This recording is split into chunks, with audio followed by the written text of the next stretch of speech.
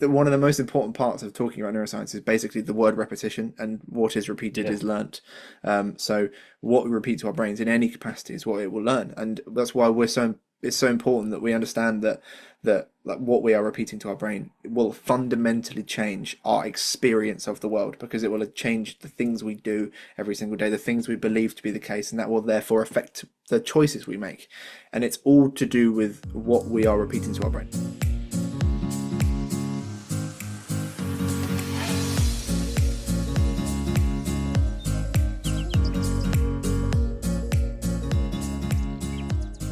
Hello, and welcome back to One Brain at a Time. I'm your host, Adam, and I'm joined today, as always, by the wonderful Mr. Andy Feist, who's not wearing all white today, just the white hat's back, but he's back. How are you, Andy? I'm good, man. I have changed the attire for today because it's a Friday and this is my Friday. Friday clothes, and I feel much more. Yeah, we've had a nice week, good week. It's been a bit quieter. A lot of working from home days, which is good, but it gives me the opportunity to break things around the house, which I've done. So Oh no, I've what have you broken? broken the bin. That was this You've morning. broken the bin. Yeah, mate, just the lid. How Yeah. did you? How did you? Wait a minute. The lid. I bought a new colander because our one was rubbish and cheap and meshy. And as I was shoving the old one into the bin, it just because it's a cheap bin, the bin bit where you open it just broke. So I just think I need to Uh, get out and start. And we've got busy weeks coming up, which is great because it gives me less chance to break things around the house. that's exactly why we do what we do, is so that we just get you out of the house to Mate, stop I never to thought I stop was breaking clumsy, stuff. right? I never thought I was clumsy, man, but apparently I am, mate. The amount of just every sort of day, smash this, break that. That's fun, man. What am I doing? Yeah, That's so good. butter Do hands, mate. is this obviously this is we're recording this on Friday, but it won't be out till Monday. But will this be Yeah. the first time your partner hears about the bin being broken? Like, does she know Yes, sir. yet? Okay, Yes, cool. sir. That's fine. Yes, it I'll will be. send her this audio just straight Yes, after for sure. this, so you I get you was in trouble. hoping that I'd nip out and grab a new bin at some point today, but I don't think I'm going to be able to. Oh damn, Um, that's but there tough. you go. She will That's have to. Yeah, it's a part of the package, mate. It's part of the package. It's part of the service, that's what you sign up for when for you sure. go out with For Mr. Andy sure. Feast. I'll be Broken loaded to bins. you. I'll be there for you, but I'll also break some of your stuff accidentally.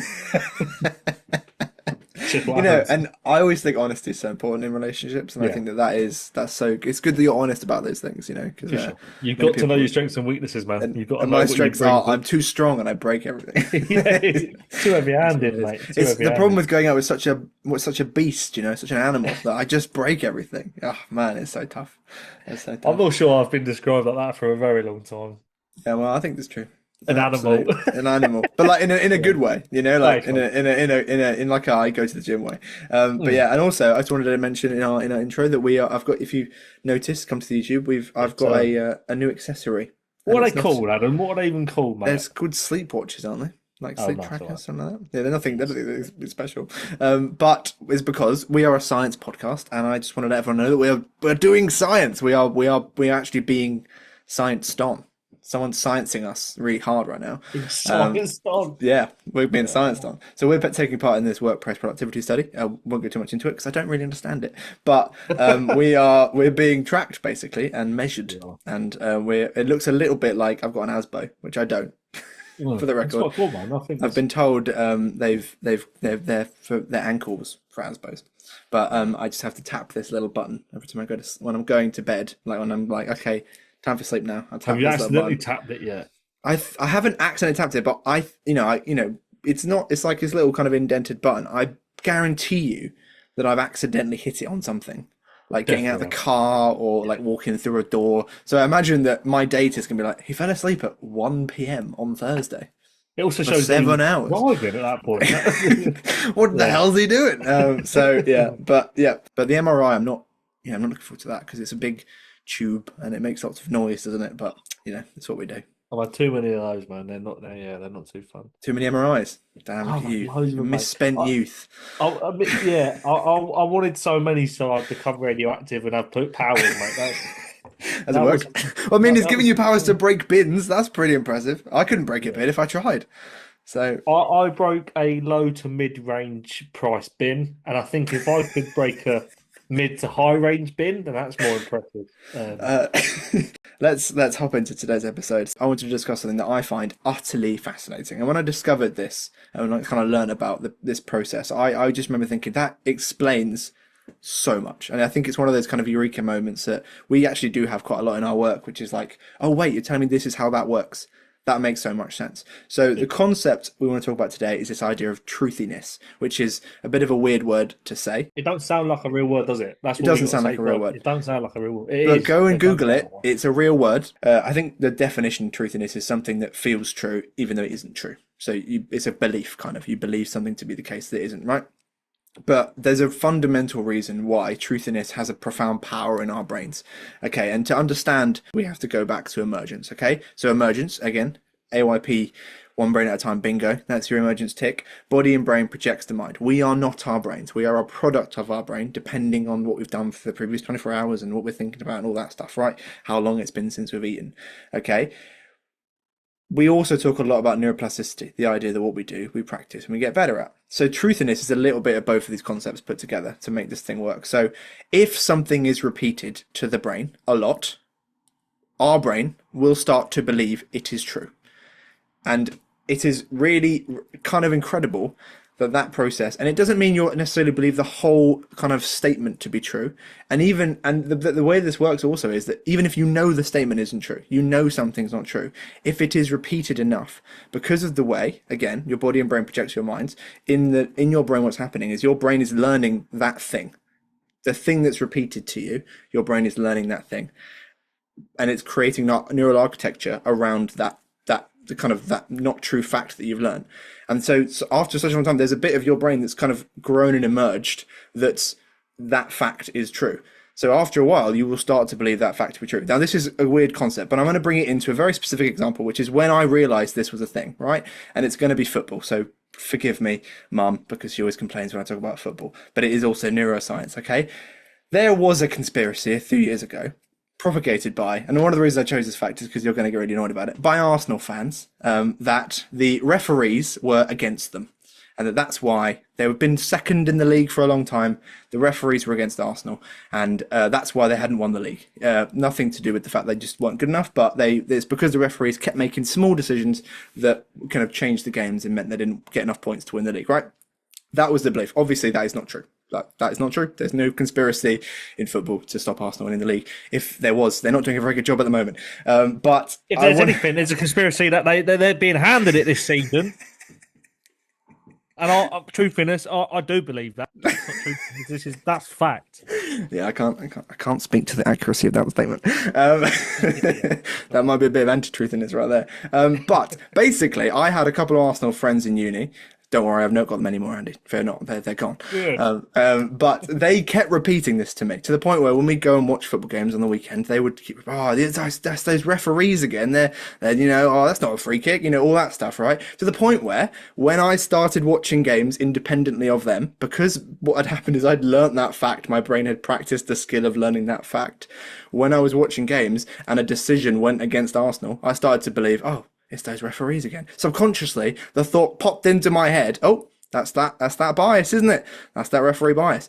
It's not true. That thing's never been true. But because that information was repeated to me so many times, even though I know it is not true and I know it's not been true at all and throughout the entire thing, my brain has started to believe that thing is the case. And this happens for literally every single thing. And the challenge with it is that, as I said, you can know that it's not the case and you can still start to believe something not to be the case.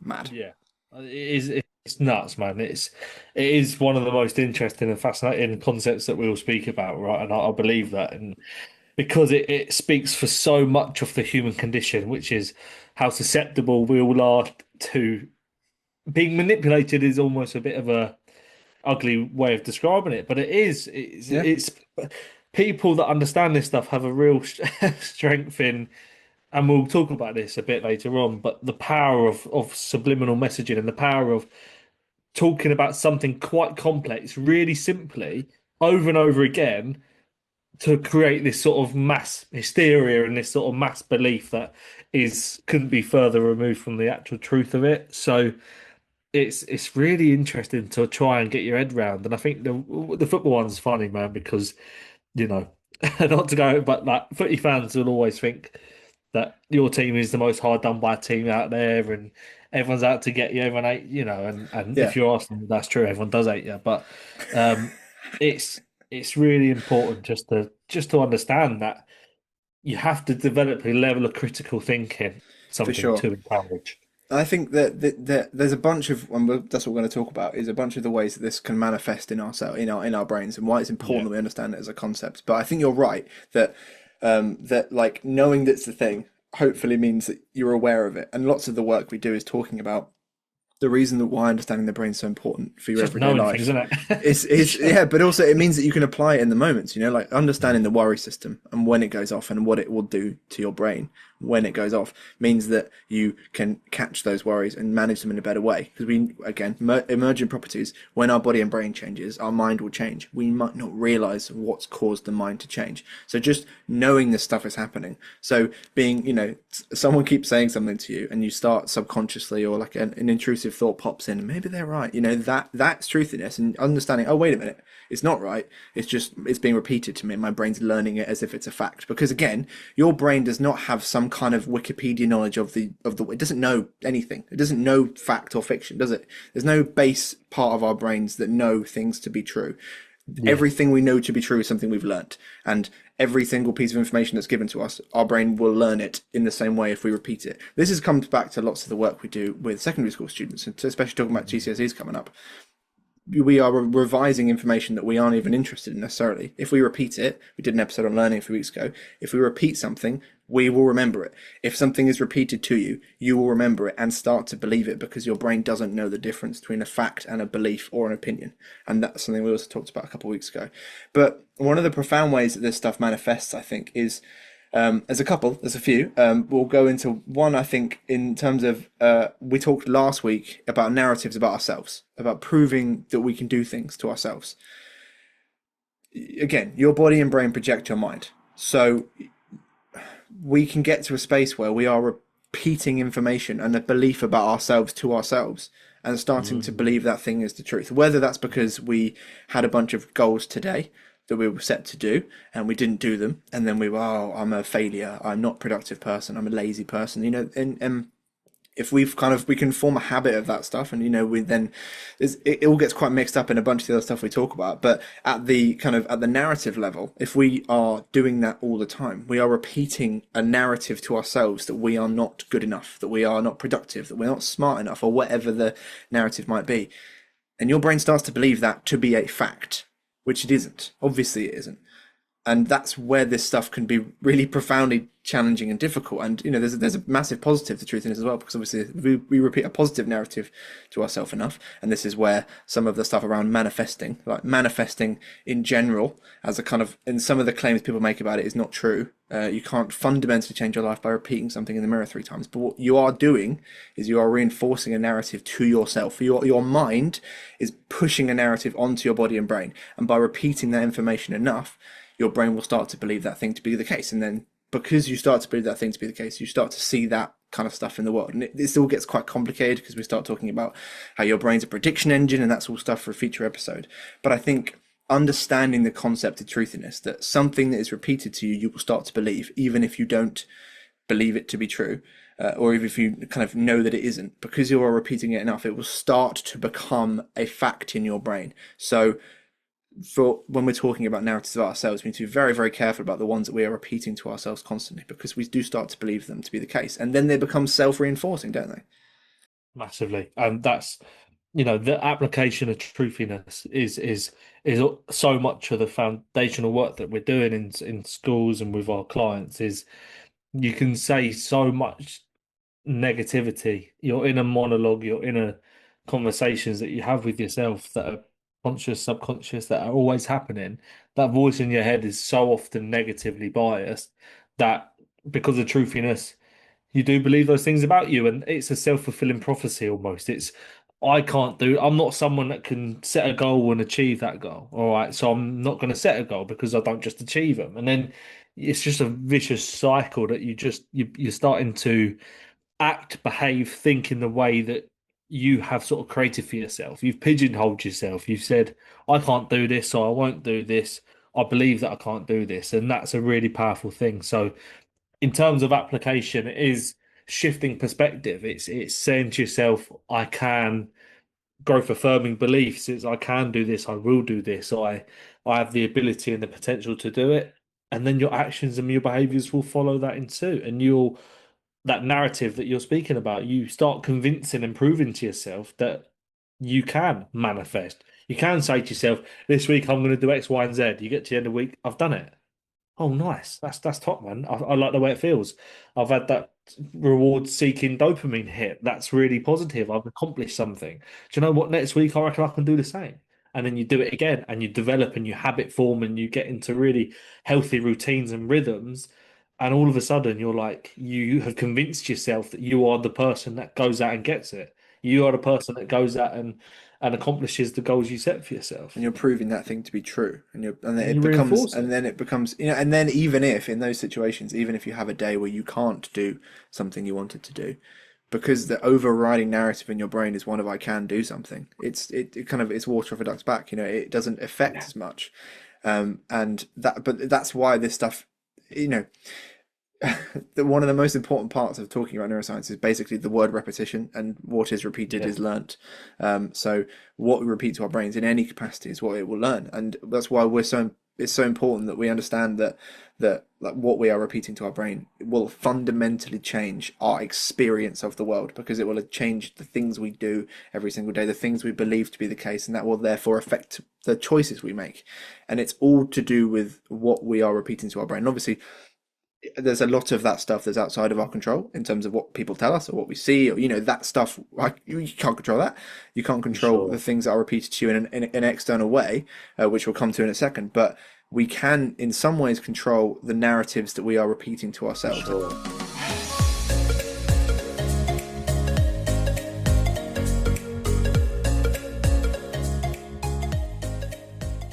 And that's what I think is such an interesting point you bring up, man. Just external, the power of people and the power of others and how they interact with us, and the beliefs and we get our clients to tell us how they think other people perceive them, and how their teachers perceive them, how their friendships perceive how they are, how they behave, how they act, and the sort of person they are and become. And if I speak on my experiences, I always felt like the thought and idea and the belief that I had about myself wasn't always overtly positive, and it was fundamentally quite negative. And then because of pattern recognition and our brains having an expectant element of it, of seeing the patterns and the models that we see in ourselves, it was really interesting for me that I was like, oh, I think I'm lazy. I think I'm pretty useless and not very clever. And then the interactions I was having, because my behaviors and actions followed me, interactions with teachers or people, my mates, was yeah, that's the beliefs they had about me as well as a person. And Yeah, when it reinforced that sort of negative messaging, that's really tough, because then what you think about yourself is being reinforced by what others and how others perceive you, because you are starting to act and behave in a way that you believe other people think you are acting and behaving. So I think I remember specifically just being like, feel overtly trying really hard to do well and be behaved. And I was tops at English and PE, and that was it, right? And um, so I didn't do well at other things, but I was really good at English and I was really good at PE, right? And the reason I say this is because in set ones, people that will know this, right? Most people in set ones, 95% of them are set one and everything, everything. right? Yeah, Um, and I always felt like I had to prove to my teachers that I should be there, and I had to, this is a lot coming from a lot of my perspective and insecurities about things probably, but there was a lot of trying to prove that I should be there. And I just thought this geezer absolutely hates me, man. This teacher absolutely despises me, doesn't think I should be there.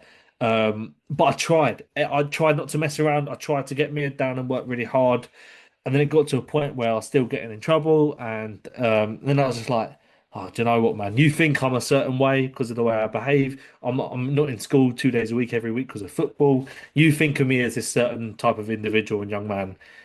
I don't feel like I'm that, but because you're thinking this, I started playing up to it and be like, yeah, you've said to me so often, you think I'm this sort of person that's clashed with what I think, but all of a sudden, you know what? Why bother trying to prove him wrong, man? I've done it for so long, and he still thinks I'm this useless kid. So I became a nuisance, right? So that was like, your opinion of you has affected me in a negative way. So just to understand that other people, external factors, are really powerful for how we view ourselves, and that truthiness is, I think of myself a certain way, you think of me in a different way. That's going to clash. Exactly right, exactly right. And this is why, lots of the stuff we talk about is hopefully to be a big action in your own life, to understand it in Yeah, yourself. But lots of it is also to understand that you don't have a control over how this is happening in everyone's brain. This is a universal truth that if you repeat something to a brain, it will believe it, like it will start to believe it, right? That happens for every single person on the planet. But most people don't know about that. So they will believe things that are not true because it's been repeated to them loads and loads and stuff like that. And that obviously affects our interactions with those people. And that can affect, as you say, it can form a cycle where we are viewed a certain way by a certain person. I remember, a few years ago, I was a young intern at a company, and I was viewed as young and a bit naive. And I didn't think that was the case, kind of, in a similar way to you. But it's people were just kind of reinforcing that belief to me to the point where I was like, okay, for sure, I'll just be young and naive, then I'll just play up for to that sure. role, even though I didn't feel that was the case. I thought I was, No, I thought I didn't think that was true, but that is fun, and there's nothing you can necessarily do about that stuff. Like, but it's important to understand that that narrative is being reinforced by that other person, and then your brain is going to start to believe it. So we need yeah, to challenge that narrative when it's being given to us. Someone tells you something that's not true about yourself.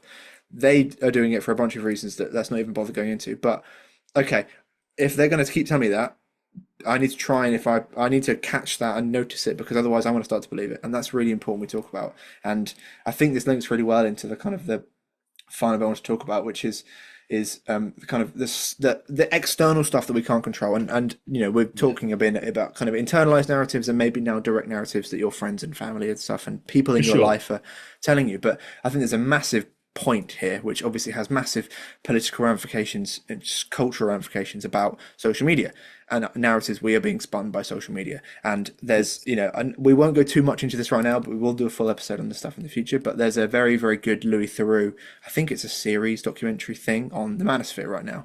Just the one, yeah, the Is it one just the one? long Oh, okay. episode So documentary. there's Yeah, there's yeah, some truthiness. I repeat that to myself, and I believed it was serious. yeah. But and there's a lot of truth. So I'm in a personal capacity, not on social media, and I don't think I've ever said the reason why that is. It's not because social media is really addictive, and I don't enjoy being on it because of that. And I know we've done the neuroscience a bit before. We'll do the neuroscience again about why social media is so addictive. But the reason I'm not on it is because I was getting fed really, really toxic male content all the time, even though that is not something that is true. I know that not to be true, but it's something that was being fed to me because the algorithm clocked that I was a young man in my early 20s, and that's the stuff that most guys, if you have a man in your life or you're a man listening to this, you will, if you have a social media feed, you will have seen probably quite a lot of content from people like Andrew Tate. You will have seen that content in your feed. Either it's people having a go at him, but still repeating his, a clip of him at the start, or the actual, just the full clips of it. And Truthiness tells us that if I keep consuming that content, I will start to believe some of those things. Not the whole, not necessarily the short and thick of it, all of the content. I know that stuff is not true, but because it's being repeated to my brain, I am learning it, and that is so scary. I find that terrifying, Mm. and it says a lot about echo chambers. And we cannot control, like, we live in a social media space, and this is all about social media now. We do not control the content we consume. We have ways of managing it, I guess. You follow certain people, but the vast majority of the things on your feed are not things you chose to be there directly. They are things that are being given to you by the algorithm that's trying to keep you on the app. Lots of that stuff is going to make you angry and enrage you, and because that keeps you engaged on the content. But no matter what, that information is being repeated to you and you're learning it. And I found myself in a space where every time I logged on social media, it was making me really angry because I was seeing this horrible, violent, misogynistic, sexist content. That, but I also, knowing the neuroscience, that my brain was starting to learn the way that these men talk, the things that these men talk about. And I know for a fact that Jack Thorne, who's a kind of screenwriter who wrote that fantastic Netflix series Adolescence, was talking about going deep into these Reddit circles and stuff where men, because that show is not to spoil it for anyone who hasn't seen it, but it's about toxic masculinity. It's about kind of, like about young men learning a type of Vulnerable masculinity young that's men being susceptible and for open sure, because they're so young, man, and exactly. their minds are highly malleable, as all our minds are. Exactly, and that's the thing. Like, our minds are all malleable, and I think that the you need to be humble in the face of this stuff, because you might have a certain view of yourself and a certain view of yourself in the world, and have certain values, and obviously I do. Like, I have certain values that are not that women are less than men, for example. Obviously, that should be a standard that we all believe. Yeah. Unfortunately, it's not the case. But if someone is repeating that opposite value to me enough, my brain will start to learn that. And that is why it's so profoundly important that in ways that we know this is happening. We have to know this is happening to us, because for young men who are in those spaces, like the fictional kid, admittedly in adolescence, but obviously, there's been real situations like this, that they know that's happening in their brains, so that they can choose to hopefully try and get off, to block that stuff from their feet as much as they possibly can, but also, if at least I'm aware of this stuff happening, so I can actively challenge it in the moment when it's coming in. But if we aren't aware of it, subconsciously our brain is being changed to start to believe these things, and then because your body and brain project your mind, it changes the way you perceive the world. You'll start to see the world in a different way because of the other things you're learning, and that is how we can start to shift our beliefs will start to shift, even based on things we don't believe. We might not believe the full scale of this stuff, but we might believe, oh well, actually it is a bit unfair, isn't it, sometimes, that It this might stuff. knock And your edges off a little bit and exactly, and you sort of, start to fall into some of the oh well, he's mm, not right on everything, but I think he's got a good point on this. yeah, No, for sure. but it's because that information is repeated to you, and I cannot stress how important this is. This is so important, and I think that there's an idea of kind of this idea of brain rot, right? Which is the idea that you're rotting your brain by just being on social media, right? You're just like kind of, and there's a truth to that. We talked about the mesolimbic and mesocortical dopamine system. You are strengthening your short-term reward system by just scrolling endlessly, right? But lots of this, it's doing damage. Some of this stuff. It's not just funny videos. Some of this stuff is actively changing the chemistry of your brain and doing damage to values and social interactions that you are going to have in the future. And it's so important that we understand that this concept of truthiness applies to this stuff as well. And that, obviously there's political ramifications. Certain politicians saying certain things that aren't true enough, we all start to believe it, even though we know it's not true. And we're not going to go into that too much, but I think this is why I said at the start. This is one of those concepts. Is like, this explains so much. This explains so much about the life I've lived, about the interactions I've had with people, but also it looks like where lots of parts of society are going. Is this idea that people are believing more radical things now because people are repeating that radical information to them enough that they start to believe it. Yeah, yeah. It's quite frankly, yeah, a scary situation to find ourselves in. With, I would love to sit here and say, oh, we can rely on these massive multi-billionaires who run tech companies and social media to say that they're going to regulate it in a really healthy way, so it keeps us all safe as such, and especially the most vulnerable members of society that are engaging with this stuff, man. And I think it's, yeah, the powers that be, man, need to hold. We get into this, but yeah, more accountability for what we're able to look at and see, man. I think you're so right. I'm someone that, again, similar experiences to you, man. I don't align myself with people that think in that way. I don't, um, I couldn't be further away from it on a political, ideological standpoint, and still, because I'm a young man, getting it shoved down my throat every day. And I think, yeah, if you didn't have your morals, your points, personal values, and your strong support networks, and a depth of understanding about things that you already have pre-existing to that, you will open your mind to it, knowingly, unknowingly, and you will start to have some of those extreme views that are out there are becoming less extreme because they're being they're being exposed to the masses, and the masses are susceptible and vulnerable to it. So understanding this stuff is important. Exactly, and like, there's not I do not think we're a nihilistic podcast. I don't want it to be a nihilistic podcast because I that's fundamentally not me. I believe in so much positive person in terms of believing that change is always possible and positive change is always possible, crucially.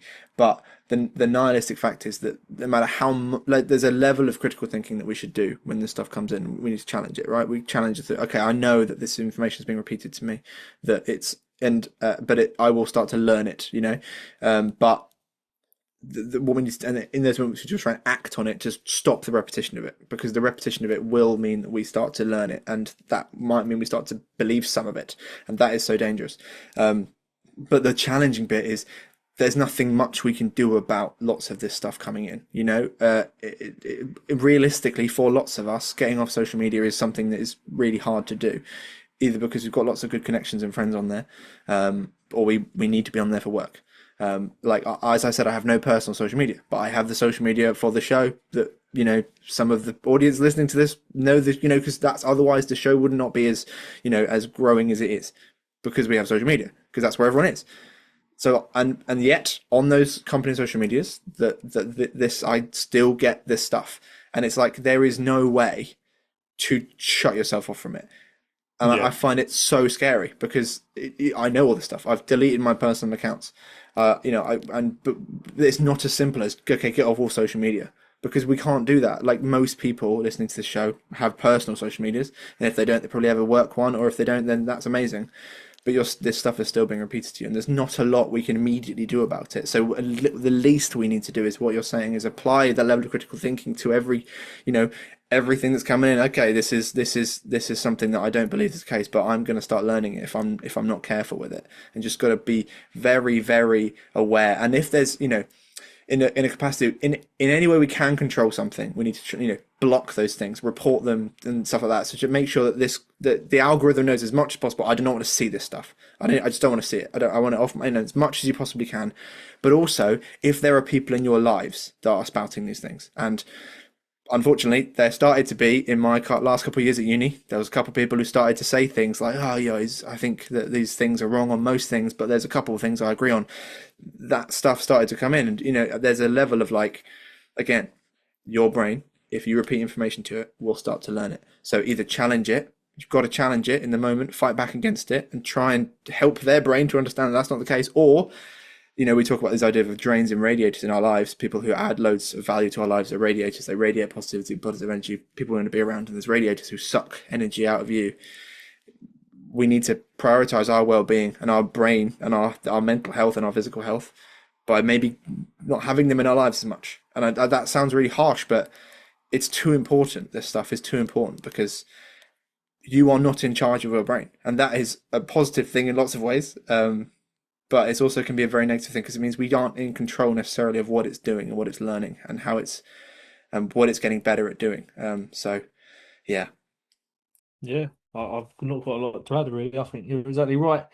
The people you surround yourselves with, there's old adage, show me your social circle, man, and we'll be able to see what you're like as a person. And I think there's a truthiness in that. That is important to understand, that the people you surround yourself with is will have big impacts and big influences on your life. So yeah, drains and radiators. Try and surround yourself with as many radiators as possible. Try and move away from negative influences on your life if you can.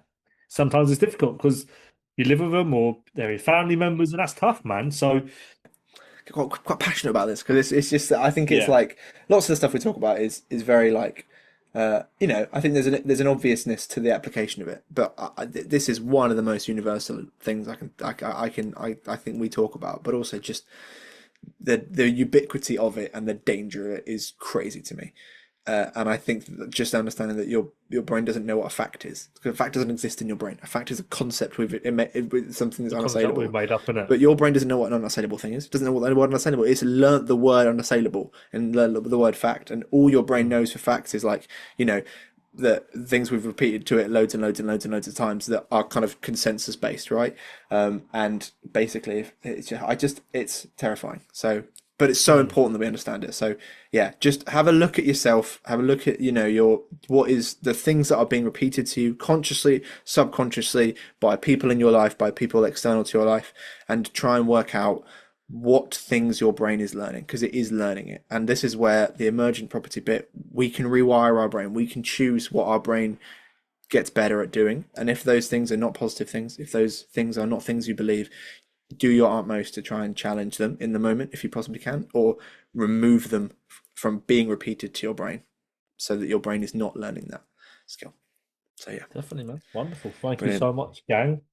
Appreciate it as always. We're growing, aren't we, son? We're growing We and are getting bigger popping and off, yes. Please, so a couple bits I wanted to say. So, like, obviously, if you are a listener to the podcast, which we have a larger listening audience, we have a visual audience, but come over to the YouTube because you get the full show on YouTube, and we're going to start doing more non-podcasty content on YouTube as well. And there's clips of the show as well. So, if you like a really good little bit of the show, but you're like, oh man, I can't send this to my friend because it's 40 minutes and they're not going to listen to the whole thing, send the clip. Because that's why we make the clips, send them that little section. We're going to help us get. We're in triple digit now, triple digit YouTubers. We're on the way to those play buttons, so help us out. Come subscribe. But it's a also, farce that you don't get one at 100, isn't it? That's a I farce. honestly, what are they doing? What are they Where's doing? my what sort of material? What's an absolute? Where's my pewter button Oh, play mate, button? yeah. Where's You my know what I copper? mean? My copper, Yeah, my copper play yeah. button. What is granite good? I'd like a granite play button. That's just like I heavy. feel like granite's quite good. I feel Oh, like that granite's would be good. a quite Granite's a yeah, high, is man. it? Okay. I Well, always help think us. I want a granite kitchen worktop. That's Oh, always true. what I think. Yes, true. That's Yeah, that's quite high end, isn't it? Yeah. quite Okay. Help us aspirational get to a stuff. granite play button by coming and subscribing on Yeah. YouTube and sharing us with your friends. And obviously, also, we want to hear from you. We've got some really exciting guests and new topics coming on the Yeah, show over the next few weeks and episodes and stuff like that. So please get in contact. AdamWright@aypuk.com. That is in the show notes. It's also on the screen. Get in contact with us. And if you have any opinions on this episode, maybe if it's a question you have about truthiness and how it works, or if it's an opinion that maybe you've realized, oh my God, I've had a truthiness happen to me. Let us know what it is, because we always want to bring yeah. the audience more into the stuff. And finally, I want to say this podcast comes out on a Monday. If you want more free neuroscience insights, every Friday there's a Substack, a free newsletter that comes out. Last week, so the Friday that the last Friday, or if you're listening to this on Monday or before the next Friday, I wrote about Harry Styles. I mean, so what's not There to you go. like? What's not to There you like? go. New Harry Styles album, Neuroscience of Harry Styles. Come on, what's not to like? Who don't want that, man? Who Yeah, doesn't want that? Literally, every single person loves Harry Styles, right? I think that's a consensus. That's truthiness right there. there Everyone you loves go. Harry Styles, True for that. and that is actually a fact because he's lovely. Well, he seems lovely. Yeah, he seems Um, all he seems a very nice guy. So yes, thank you very much for listening. Long right. spiel over. Have a lovely rest of your week for you listening, but for me and For Andy, sure. lovely weekend. So Yes, son. Have a good one, man. see you later, guys. Cheers.